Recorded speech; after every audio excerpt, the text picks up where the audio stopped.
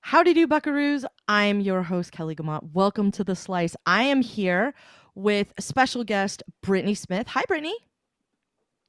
Hi. How's it going, Kelly? Good. I'm glad you're here. We're going to talk about WWDC. We're going to talk about Aftermath. We got a lot of information today. So we're going to start off by talking about the easy things. We're going to talk about macOS. And we're going to talk about the new hardware. So the first thing we got was the M2 processor. We'll start there. The M2 came out. It is a lot faster, a lot more power efficient. We spent a lot of time with Johnny down in the underground layer, aka the Apple Lab. It was very Bond villain. I know that's one of your favorite parts. So we've continued to get evolution out of the processor. It's got even better power management. It's got even better memory management. They're just going to get faster. And apparently they are so amazing that now you can get a laptop in blue, which is kind of nice. Midnight. I'm sorry. Midnight, yeah. Midnight. Starlight, space gray, and silver, I think. Or did they give silver a dumb name too? I don't remember. I actually was wondering if the universe would implode if the same product had midnight and space gray. Now we know the answer. Apparently no. Yeah, so we got new computers. Some of them are sort of odd, I guess. Because I think we both decided we couldn't figure out who wanted a 13-inch, like why there would be a 13-inch machine in this day and age when we've got 14 and 16 that are really great. Why we would have a 13 with the same body? I know the reason. I just don't like it. And that is? The reason is so that they can have a product with an affordable starting price that has the word pro in it. Yeah, for someone who's decided they're a pro. Yeah, I definitely get the feeling that's very much a saying so sort of a feature and not as much an actual product differentiation like it is in other arenas. And it was missing, for example, the new Air had the notch for the wider screen, and the 13-inch did not. It also had a touch bar. And that was an interesting choice. We're just extending the lifespan of the body style we already had, which is sort of odd. I feels like the spiritual successor to that not Retina MacBook Pro with the CD-ROM that stuck in forever and was just there. Yeah. It's called a Pro, but sure, definitely get an Air instead of that. It kind of wasn't really. Yeah. It was weird. Yeah. But so the M2 we did get the machines. Made more progress than I expected. It really did. I mean, the Apple Silicon was a huge breakthrough, and it's amazing and wonderful, and which is why I expected smaller incremental updates from one processor generation to the other. I'm delighted that that is not true, but I did expect smaller. So, yay. Yeah. We also went back to, I don't know that we went back. We've updated to include the slab design, the sort of square and not tapered MacBook Air design. The whole point of it was it fit in a manila envelope. It probably still does. More thinnest, lightest laptop ever sorts of things. Like I remember, I know that was always kind of the thing that we were looking for. And it seems like it was, it seems like we were able to maybe get rid of the interesting tiered battery. It was terraced, in order to fit into that, comes to a point sort of model. So I'm glad it's not doing that anymore. I have no problem with it. MagSafe, quite honestly, right? as exciting as the M2 is, and the MagSafe matches. Unlike my computer, where it does not match. Yeah. The thing that surprised me the most, honestly, is that the adapter has 2 USB-C charging ports on it. Right? Yeah. It's To me, that like was a you massive live headline. somewhere where you have more than one device. That will charge over USB-C. Like I've got an additional screen. It's like I've purchased multiple slabs of glass from Apple, and they may all require power. Like, who knew? Um, yeah, I'll tell you who knew was 12 South, because they started making a thing in the pre-MagSafe days that would allow you to add an additional USB port to your laptop charger so that you wouldn't have this problem. Hi, Andrew. So it's yeah, I like that was the thing that was kind of honestly the biggest takeaway from the laptops, because the new 13-inch Pro is sort of a confusing And it's in a confusing spot between like the previous iteration and the next iteration, and I think it's sort of odd. So and the MacBook Air increased in price, the new design, but then they kept the M1 around to keep the price mhm, point. And that yeah, was all interesting too. But I feel like if you're really going to explain to somebody what the lineup is, like it's complicated. yeah, So there's it two MacBook Airs, but also two MacBook Pros that are kind of the same size, but they're really kind of different. And just mhm, yeah, yeah, that's all weird. Just yeah, nonsense. it's all it's very confusing for people who haven't been at it for a while and don't already know the 14 and the 16 do this. There was a 13 that did that, whatever, and getting those updated. So that's sort of odd. Um, but another thing we got as part of this event was macOS. We've got a new version of macOS. It's called Ventura, which is another confusing thing from Apple today. I I've known a lot of great people from Ventura. I Yes. but it is not the place when you think about like, so let's take a trip to Catalina. Nobody says that about Ventura. So it was an interesting choice. Yeah. Um, it was an interesting choice, I got but the I got puns that vibe are from more wide. than one person. Nobody thinks fondly of Ventura was kind of the vibe I was getting from a lot of people who've spent a lot of time in Southern California. So, Hmm. Hmm. yeah, yeah, it Yeah, was sort of confusing. but So, it is full of puns. We can go on a Ventura together. We can, there's lots of yeah, memes exist already. many So, lots of pro wrestling, lots of pet detectives. They were pretty mhm. great. We did get some interesting features in the new operating system. I will say that that's pretty good.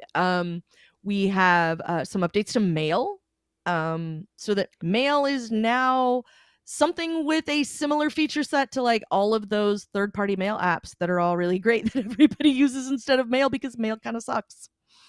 So, scheduled send and things like that are things now, and having that be a useful thing, is apparently an act of revolution, I guess. For lack of a better term.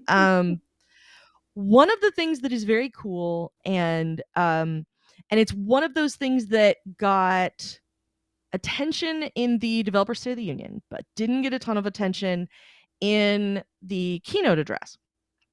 And that was the updates to Safari, and how Safari is sort of moving toward a passwordless future, which is kind of where we want to go. Um, helping to sort of head phishing off at the pass and make it possible to not be able to put fake things, to put your information into a fake website because you can't type your password, and your password will not allow itself to be entered into a website that is not actually the McAfee website because you got an email that said you owe them for the next year, or any of those things. So that looks super cool. Cue banks to be the last people on board, though, right? Oh yeah, this will And, never and come to bank government websites. websites. Basically, all the people Yeah, we trust with the most important stuff, they'll be last. yeah, the people who control your most important data are still the places that are going, what are you Yeah. thinking? 12 characters is far too many for a password. Um, There are some other things So that are cool. Like Safari got one other thing that was cool, which is shared tab groups, which looks really nifty for coordinating things with other people. That looks yeah, really nice. Like I haven't spent a lot of time using tab groups, but I think I'm gonna have to spend some more time in them and make them useful because I I've think there's some recently utility there. really started using them a lot, and I run a group with a collaborator, and so I have a thing for our ADHD guild, and they're all the tabs Mhm. that are for our ADHD guild. Well, guess what? Pretty soon I'll be able to share that with my collaborator. Of course, she can only see it on her iPhone, but that's another story. But we will be able to share that as a tab group together. Right. And I actually have a real use I'm already using that I can share it with somebody. So that's really cool. And Yeah. it's somebody And I work with that I've never met in person. And so it's another one of those making it easier to collaborate from long distances things. yeah. Another thing coming that will be on the Mac that will be in other places as well is something they spent a fair amount of time on called Freeform, which is sort of a whiteboard note collaboration. I mean, it was a bunch of stuff. It's not even out yet. It's not even in the betas. They said it's coming later this year. I'm assuming There this is were a going to be bunch more of of those, a by the way, yeah. coming I think there was laters. like a Christmas like it's not even stuff that's going to be in the beta, even in a broken original beta state. It's not going to be there. And But that And then that there's was some one of the features things that in the looked sort of beta that are interesting. labeled beta. We have many inception layers of beta happening. Yeah, there's going to be a hole in the fabric of space time by the time this summer is over. I can feel it. I don't, Possibly. odds are But good. I actually think it's kind of cool because, something that we had like the universal control that you can actually say, "Hey, we're aware this is probably coming later," and say it at the outset. And then Mhm. they can prioritize features and bug fixes for um different times and say it at the outset that they're pretty sure that that won't be ready. Yeah, and we don't need all of it at once anyway. That's part of the reason it's nice to kind of roll those out across a period of time is to get people to upgrade, right? You can entice people to show up for something, and also if you have the opportunity to prioritize those and roll them out slowly over the course of the year, then you also get the opportunity to actually work on them and make sure that stuff that is rolled out actually comes out in a timely fashion and Mm. and in a functional fashion as well. Yeah. That's always a plus. We also got shared photo libraries, so it's much easier to share those photo libraries with other people.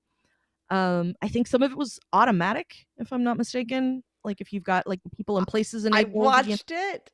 I have no idea how this is going to work, except that if we share them with my brother-in-law, he'll delete everything because when you delete, one person deletes stuff, it syncs across the whole album. So yeah. we will have to negotiate amongst our family how we do those once we get the details. Yes, I think there's gonna be a fair amount of family IT around that one for sure. Um, Mhm. so we'll have to dig into that Um, feature pretty early on. One that has seemed to get some mixed reviews is the stage manager. Mhm. The thing where the little icons of groups of apps go into a corner windows, and then you've got one window you're working with, but it takes a ridiculously small amount of the screen real estate. Mhm. um, I've heard really good things. I've heard I'm never gonna use that. It's been it's been interesting to hear the response, but I'm also interested to see how customizable that is. Like, do I really have to Yeah. lose 1 to 2 inches of space around the main app or not? Um, Yeah. do I have to have the dock showing all the time to grab something else? Stuff like Yeah, that. I there's a lot of unknowns with that one, and that's part of why I'm sort of nervous about it because it sort of feels like the kind of thing that could be really useful, but the minute you don't want to do it the way Apple wants you to do it, it's now useless because you're just going to spend all your time fighting with it, which I'm not And excited about. I mean, having somebody who hasn't been in the Mac ecosystem as long as some people that I talk to, mission control was a huge step up from not mission control. From nothing. Although Yeah. right, it is far from perfect, but it is a thing that Mhm. has some value when you have a bunch of stuff open. but I like the idea of trying something new, even if it ends up not being the thing or needing Mhm. tweaking or whatever. I like the idea of trying new things. It could be a huge mess. Because what I care Mhm. about for people is having the type of computing environment where they can get the stuff done that they need to with minimum extraneous stuff. And it'll be Yeah. really interesting to see how people are working with it and if it ends up as a Mhm. net positive or as a way to get more distracted, if that makes sense. Yeah. Yeah. Um, I mean, one of the things that I think I don't remember which OS it came with because I never turned it on because it stressed me out. Was the thing with stacks where all of the like I'm gonna take all the stuff on your desktop and I'm gonna put it in piles for you, and you're not gonna get to know where anything is. It's just gonna all sit there, but it's gonna all be in these little piles. And that sounded terrifying to me. So I never turned it on. I don't know. I don't even remember when it came out. I just remember seeing it and going, "No, It was I a can't couple do years ago, that. and That's not happening." it's on by default. And I'll tell you, you just push a button, and all of a sudden, it looks like your old desktop where all the screenshots go when you can't really control it, and they're just there. Mm, Yeah. yeah, it really I thought it was very concerning because I was like, won't know where any of my stuff is, and it will stress me out. So I never turned it on. Because I migrated to my new machine, it was not on by default, and that felt pretty good too. But some of the other things that are coming are kind of nifty. Apple figured out we've been shipping crappy cameras in our laptop lids for many, many years. And so we've decided to just let you use your iPhone for your camera instead. Um, let's do that. And they're calling it continuity camera. It's going to use center stage, which we've already seen in FaceTime in the new iPads. The M1 iPad does this, and I think it goes back another generation before the M1 iPad, but I can't remember.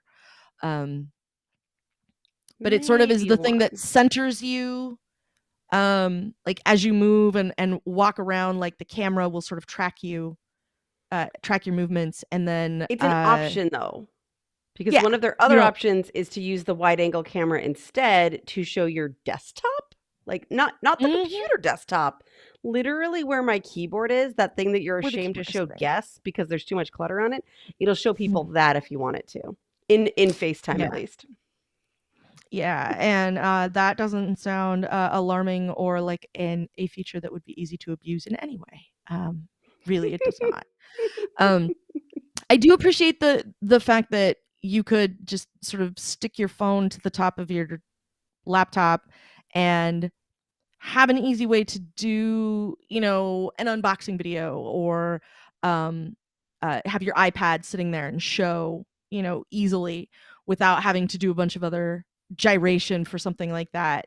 Let me show you, Or what it looks like when you do this particular hand gesture that makes magic happen on the screen or whatever.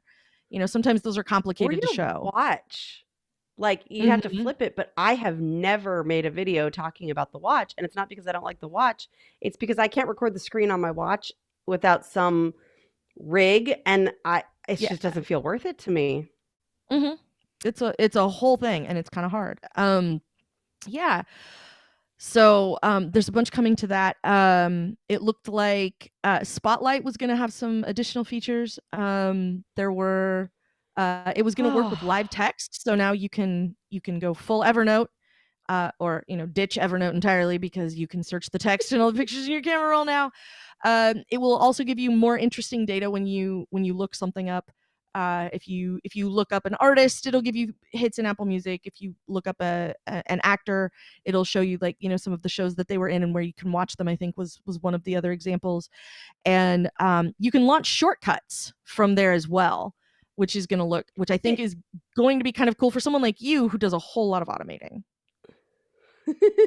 yeah, I am excited to see it more integrated in my iOS devices, especially because um, honestly, when it was workflow and not owned by Apple, it was easier to launch shortcuts from Spotlight on my iPhone. Just saying. Hmm. Um, that version, it was easier, and now I have to scroll forever. It's like I want to run a laundry shortcut, and it wants to show me all the laundromats near me instead, and that's not really what I'm into. Um, Yeah. Yeah. um, but there are things like, oh, you can do a quick click in Spotlight, and I am glad, but at the same time, why did it take this long to Mhm. show? Like, I don't want to be rude or ungrateful, but like this has been kind of a huge pain point because I use Spotlight to find a lot of files, and then I have to go Mhm. down in order to do what I want to do. And like, is that the one I want? I'm not sure. And then I have to go down to show me all the ones, and then do quick look Mhm. from there. And I'm really hoping that this will be a lot better. Really crossing my fingers that it will include the ability to see the uh, like location, file structure Yeah. location of where it is too, because that's one of the other reasons I have to open up the "Show me Yep. all the files that fit this Show in Finder. description" Yeah. button. Yeah, yeah. Yeah. I always have to default to the Finder, so hopefully that's in there too. But Yeah. Fingers anytime they're crossed. increasing, you know, keyboard search stuff, I'm pretty excited. Yeah. It seems like it's just a slightly better presentation of the information Spotlight already has.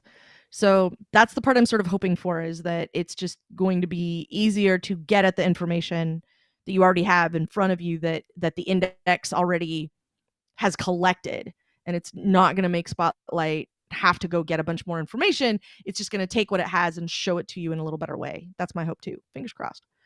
Um, One other thing that looks sort of interesting is settings, which is going to look like iOS Yeah, now, which I'm glad it was about because it's time. so much easier to find things. I didn't realize what a giant pain in the neck it was on the Mac versus the other two, iPad OS and iOS. Uh, just because you can scroll through that list really easily, and then if you don't see, click on the one you want, and if you don't see the thing you're looking for, just click on the whatever the next one is, and call it good. And I thought that's going to look really nice. And I don't think it got a lot of attention during the If they during the said it out presentation, but loud, I'm I spaced yeah, it, but I saw it on the page and I was stoked because it was time yeah, for a I'm glad. redesign. Yeah, it was indeed.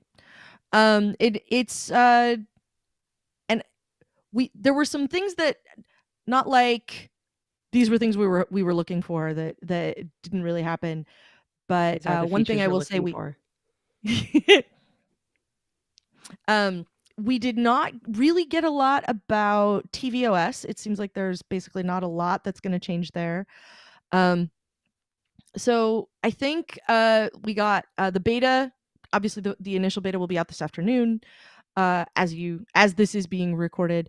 The public beta will be out next month. So what I'm hoping is that a lot of this stuff, like the passkey thing, is going to be new, and some of the photo features and stuff are going to be new. But like the continuity camera stuff is only going to matter if you're going to hook up a different camera.